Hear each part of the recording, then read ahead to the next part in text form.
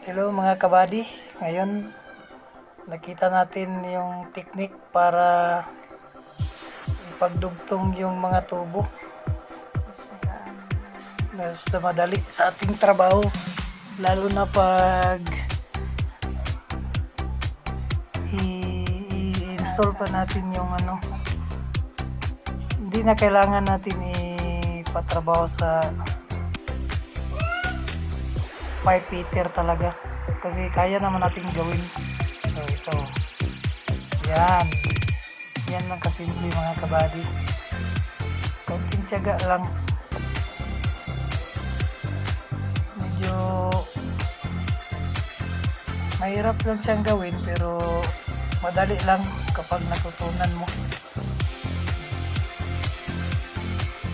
Tama yan, lalo na pag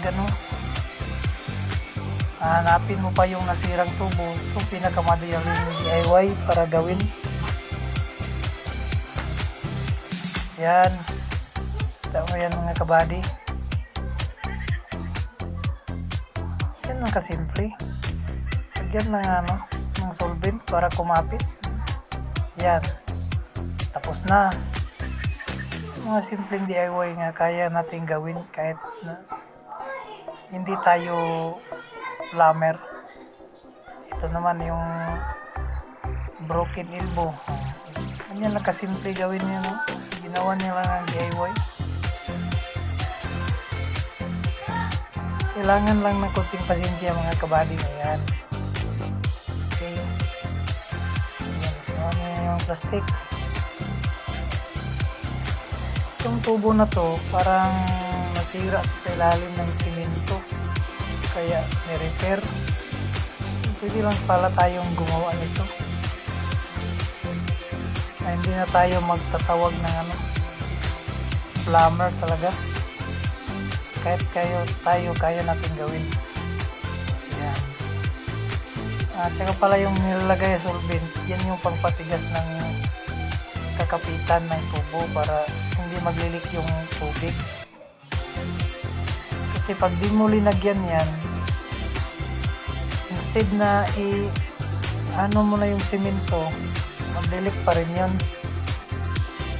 Ito. Dahil wala siyang palambot ng plastic, kaya gumawa siya ng kaunting apoy. Pwede rin natin gawin yan. Gawa tayo ng kaunting apoy para palambutin yung tubo, para mabibend natin, tsaka magkukonekta natin dun sa nasirang tubo. Ayan o, ilagyan muna ng yan ang kadali. Ayan, ano na siya, sa kanya i-install yan.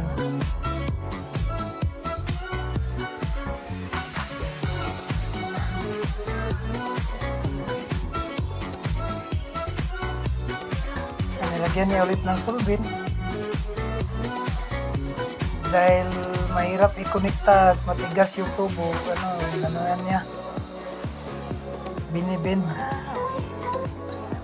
Yan yung mga kabady. Kaya tayo pwede natin gawin yan. Simpleng tips lang to pero napaka-useful talaga sa bahay.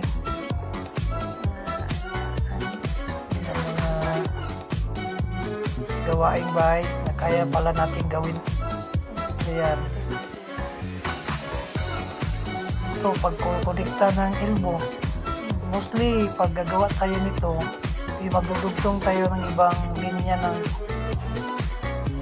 source ng tubig dun sa pipe, kaya magdudugtong tayo, lalagay tayo ng T. Ayan, the same thing. Paanoin natin yung tubo, palambutin. Ayan. Lalo na pag nagawa tayo ng panibagong gripo, yan, lalagay tayo ng ganyan. Ayan, konekta na yan.